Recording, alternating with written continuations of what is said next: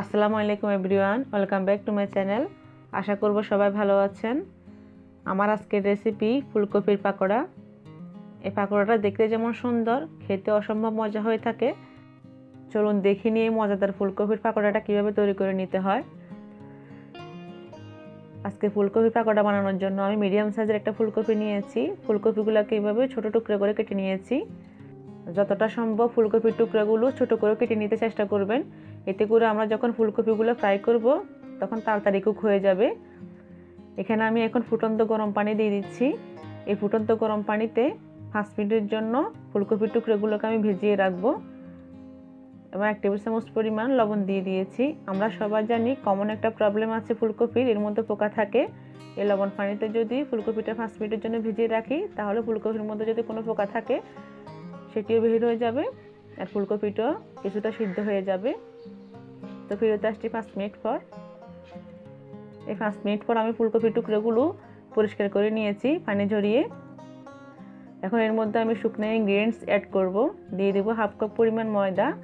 ময়দার পরিবর্তে আপনারা বেসন ইউজ করতে পারেন।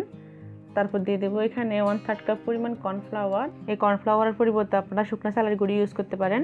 তারপর দিয়ে দেবো এখানে মরিচ, হলুদ এবং জিরার গুঁড়ো, এই সব কিছু হাফ টেবিল স্পুন করে আছে।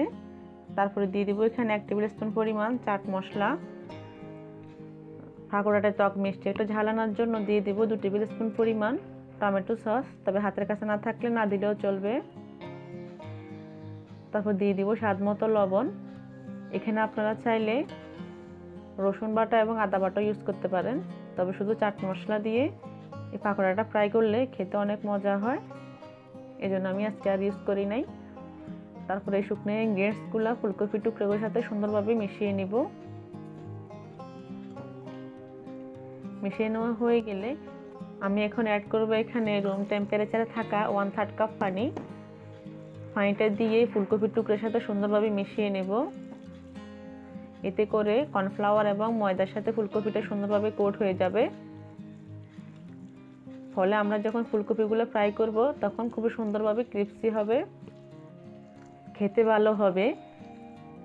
এই তো আমার মেখে নেওয়া অলমোস্ট কমপ্লিট হয়ে গিয়েছে।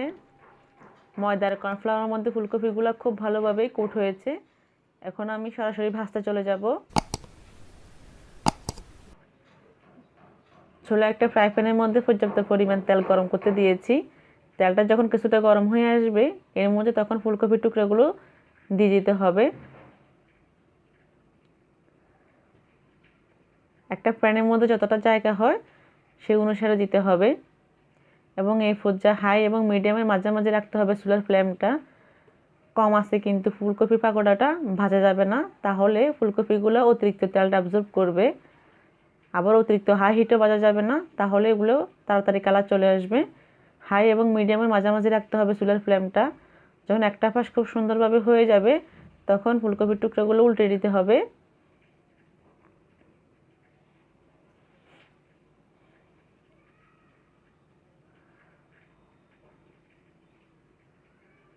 এই তো উল্টে দেওয়া হয়ে গিয়েছে আমি 2 থেকে 3 মিনিটের মতো আবার একটু কুক করে নিব।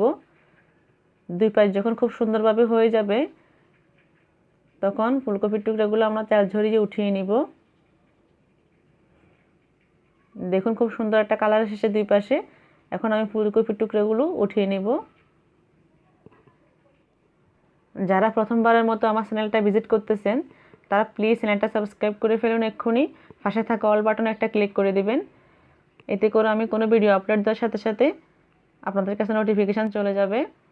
এখন যতটা সম্ভব ফুলকপির পাকোড়াগুলো তেল ঝরিয়ে উঠিয়ে নিতে হবে। এভাবে করে আমি সবগুলো পাকোড়া উঠিয়ে ফেলবো।